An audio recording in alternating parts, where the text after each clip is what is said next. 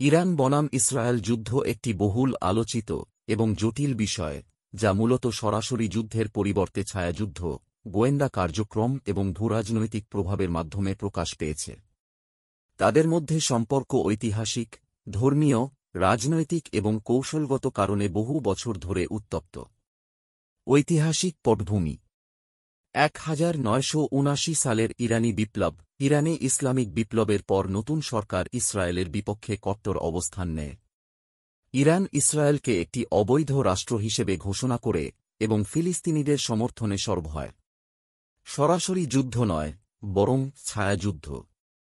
Iran এবং ইসরায়েলের মধ্যে এখনও পূর্ণাঙ্গ, সরাসরি যুদ্ধ শুরু হয়নি, কিন্তু তাদের মধ্যে চলছে এক প্রক্সি যুদ্ধ।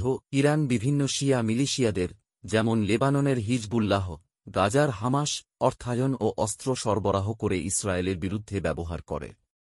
2. সাইবার যুদ্ধ।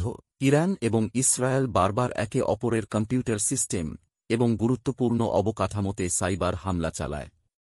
3. হত্যা ও গুপ্ত হামলা।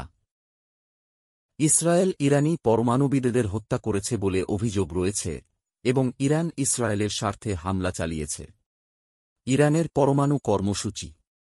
ইরান একটি পরমাণু কর্মসূচি চালায়, যা ইসরায়েলের জন্য বড় উদ্বেগের কারণ। ইসরায়েলের দৃষ্টিভঙ্গি: ইরান যদি পরমাণু অস্ত্র পায়, তা ইসরায়েলের নিরাপত্তার জন্য মারাত্মক হুমকি। এর ফলে ইসরায়েল একাধিকবার ইরানি পারমাণবিক স্থাপনায় বিমান হামলার পরিকল্পনা করেছে। আন্তর্জাতিক প্রভাব: যুক্তরাষ্ট্র ইসরায়েলের পক্ষে ইরানের সঙ্গে একাধিক নিষেধাজ্ঞা ও চাপ প্রয়োগ করে। রাশিয়া ও চীন ইরানের সঙ্গে সম্পর্ক রাখে, যা ইরানকে কিছুটা সুবিধা দেয়। ভবিষ্যতের সম্ভাবনা: 1. উত্তেজনা বাড়লে সরাসরি হামলা। ইসরায়েলের পূর্বপরিকল্পিত বিমান হামলা ইরানের পরমাণু কেন্দ্রগুলোতে ঘটতে পারে। 2. বৃহত্তর যুদ্ধের আশঙ্কা। ইরানের পক্ষে হিজবুল্লাহ এবং অন্যান্য শিয়া মিলিশিয়া ইসরায়েলের উত্তর সীমান্তে যুদ্ধ শুরু করতে পারে। 3. কূটনৈতিক সমাধান।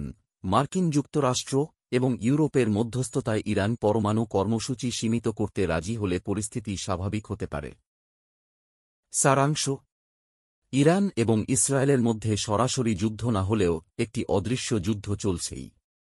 এর মধ্যে রয়েছে ছায়াযুদ্ধ, প্রক্সি যুদ্ধ, সাইবার হামলা, গুপ্তহত্যা, পরমাণু ইস্যু। উভয় দেশই সামরিকভাবে শক্তিশালী এবং আন্তর্জাতিক রাজনীতির গুরুত্বপূর্ণ অংশ। ভবিষ্যতে তারা সরাসরি যুদ্ধ করবে কিনা তা অনেকটাই বৈশ্বিক কূটনীতি, যুক্তরাষ্ট্রের ভূমিকা এবং ইরানের পরমাণু কর্মসূচি কেমন এগোয় তার ওপর নির্ভর করছে।